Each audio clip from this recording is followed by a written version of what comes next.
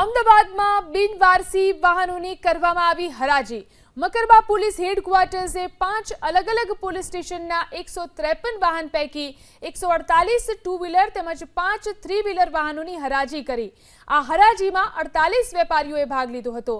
75,000 best price રાખવામાં આવી હતી, જેમાંથી 8,80,000ની કિંમતની હરાજી ફાઇનલ થઈ હતી। છેલ્લા કેટલાક સમયથી પોલીસ સ્ટેશનમાં બિનવારસી વાહનોનો ભરાવો થયો હતો, જેથી કરી અને તેના નિકાલ માટે હરાજીનું આયોજન કરવામાં આવ્યું હતું। આ તમામ વાહનો સ્ક્રેપ કરવાની પરમિશન સાથે હરાજી કરવામાં આવી।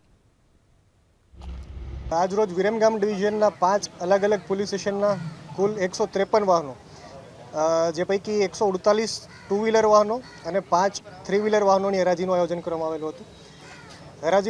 હરાજીમાં 48 વેપારીઓ દ્વારા ભાગ લેવામાં આવેલો હતો અને જેની બેઝ પ્રાઇસ છે 2,75,000 રાખવામાં આવી હતી।